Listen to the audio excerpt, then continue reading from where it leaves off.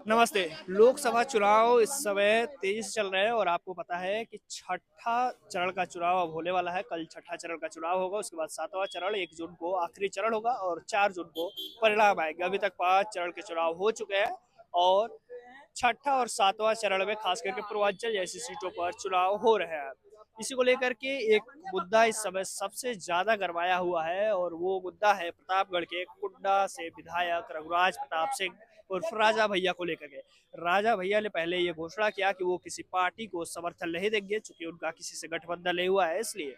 लेकिन बाद में ऐसा देखा गया कि कई सारे उनके कार्यकर्ता समाजवादी पार्टी या कहे इंडिया गठबंधन में दिखे, इंडिया गठबंधन के प्रत्याशी को समर्थन देते हुए दिखे। साथ ही साथ राजा भैया ने भी कहा कि प्रतापगढ़ और कौशाम्बी के सांसद से यानी भाजपा सांसद से लोगों की नाराजगी है। अनुप्रिया पटेल ने भी बयान दे दिया कि अब राजा पैदा होना बंद हो गए हैं, राजा ईवीएम से पैदा होते हैं, रानी के पेट से नहीं। और ऐसे करके तमाम राजभर ओपी राजभर ने भी बयान दिए और केशव प्रसाद मौर्य ने भी कल कह दिया कि हम लोग राजा भैया के दम पर नहीं, अपने दम पर लड़ रहे हैं। इसी को लेकर के हम यहाँ पर जनता से जानेंगे कि क्या राजा भैया को लेकर के ये टिक्का टिप्पणी करने से, अनुप्रिया पटेल के टिक्का टिप्पणी करने से भाजपा को नुकसान होगा या इंडिया गठबंधन को फायदा होगा या नहीं। आइए लोगों से बात करते हैं क्या सोचते हैं। ये बताइए कि आज का सवाल ये है कि राजा भैया को लेकर के बड़ी चर्चा हो रही है कि वो इंडिया गठबंधन का कहीं ना कहीं प्रत्यक्ष रूप से नहीं परोक्ष रूप से साथ दे रहे हैं, ऐसा कहा जा रहा है।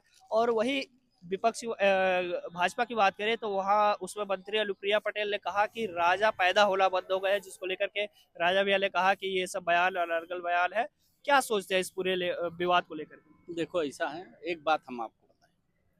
राजा भैया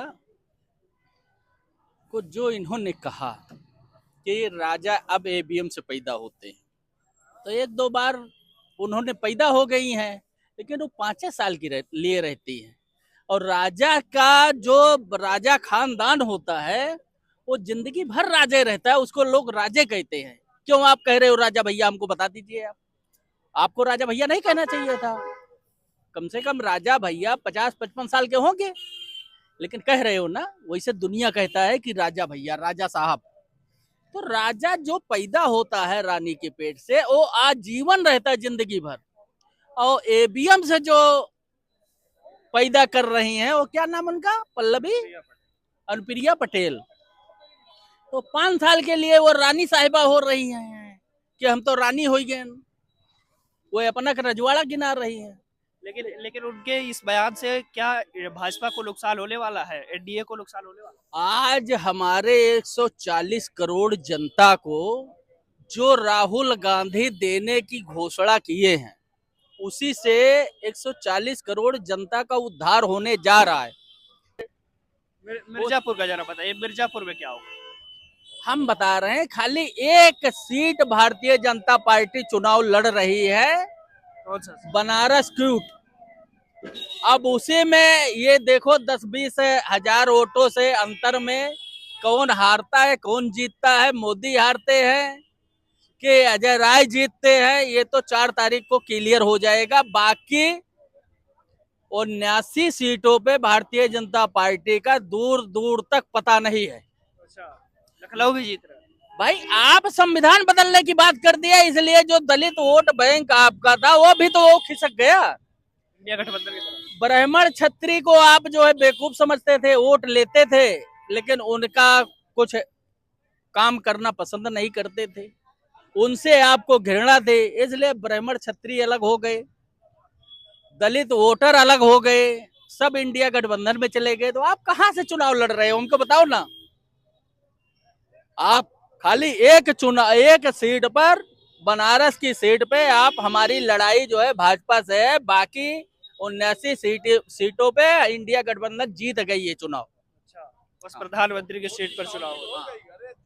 ये बताइए कि हम राजा भैया पर आज बात करें कि राजा भैया को लेकर के जो बयान दिया गया अनुप्रिया पटेल के बाद, अनुप्रिया पटेल जी द्वारा, और उसके बाद राजा भैया ने कहा कि ईवीएम से 5 साल के लिए पैदा होते हैं और वो राजा नहीं होते, वो जनसेवक होते।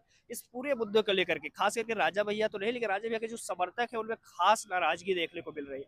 वही मिर्जापुर में देखा जा रहा है कि उनके खिलाफ प्रचार भी कर रहे हैं जनसत्ता दल के कार्यकर्ता। कैसे देखते हैं? देखिए, राजा राजा होता है, चिड़िया घर में शेर पिंजड़े में बंद है। और तांगे में चलने वाला घोड़ा, कभी उसने शेर को नहीं देखा और आवाज भी नहीं सुनी होगी, और ना शेर ने कभी घोड़े को देखा होगा। लेकिन जब चिड़िया घर में वो दहाड़ता है तो बगल में इक्का से चलने वाला घोड़ा सीधे 4 बाग में रुकता है, फिर बीच में कहीं स्टॉप नहीं लेता है। तो ये प्राकृतिक बनावट है। और राजा राजा होता है। अनुप्रिया पटेल राजा के घर में नहीं पैदा हुई है, राजा हमेशा माँ के गर्भ से पैदा होता है। ये जान लेना चाहिए लोगों को। जो अनुप्रिया पटेल कह रही हैं वो दूसरों के रहमो करम पर क्या बनी है? नौकरानी। सेवक माने नौकरानी, महिला है तो नौकरानी और पुरुष है तो नौकर कहा जाता है। ऐसा मैं नहीं कह रहा हूं। और वो जो भी बनी होंगी, देखो मंत्री लिखा होगा, तो मंत्री कौन? यानी सलाहकार। सलाहकार कौन? नौकर। तो वो अपने आप को नौकर की तुलना है, उतना ही सोचें अपने आप को।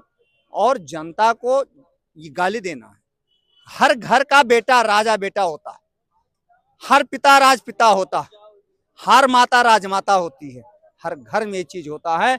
यह कह करके राजा भैया का मजाक उन्होंने नहीं उड़ाया है, उस हर माँ बाप भाई बहन बेटे का मजाक उड़ाया है जो अपने परिवार के लिए राजमाता राज भाई राज बहन राजा बेटा होता है।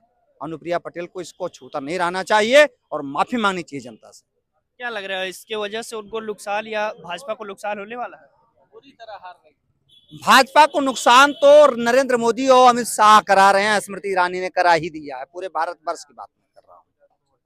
अनुप्रिया पटेल अपना नुकसान कर रही हैं और समाज में विद्वेष भावना फैला रही। इस तरीके की बात करते हुए किसी की भावनाओं को ठेस नहीं पहुंचाना चाहिए। और अनुप्रिया पटेल को अपने हितों के लिए, जनता के हितों के लिए तत्काल रूप से माफी मांग लेनी चाहिए, सार्वजनिक रूप से माफी मांग लेनी चाहिए, ऐसा लग रहा है। कैसे देखते हैं इस पूरे विवाद को लेकर?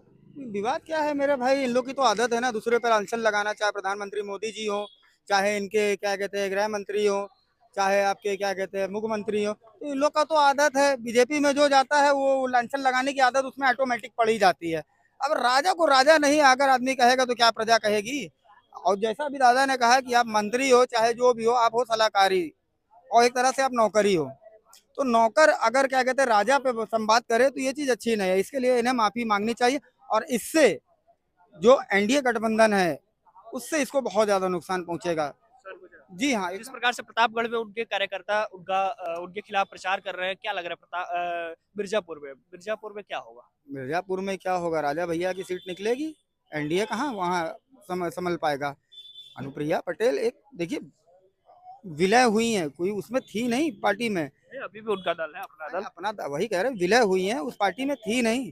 तो इनके संस्कार ही यही हो जाते हैं कि जो बीजेपी में जाता है चरसी गाय कहने लगते हैं, 50 करोड़ गर्लफ्रेंड कहने लगते हैं और उल्टे सीधे वर्ड जब प्रधानमंत्री कहते हैं तो इनके छोटे कार्यकर्ता अगर बोल दिए तो कोई बड़ी चीज नहीं है, तो इसको इग्नोर मारना चाहिए। क्योंकि बड़ा आदमी बोले तो समझ में भी आता, छोटे मोटे कार्यकर्ताओं को राजा भैया के सामने तुच्छ के बराबर है, तुच्छ, समझ रहे हैं ना? तो कोई फर्क नहीं पड़ता है राजा भैया को। अनुप्रिया के कोई भी बयान से किसी भी तरीके से उनको कोई फर्क ही नहीं पड़ता है।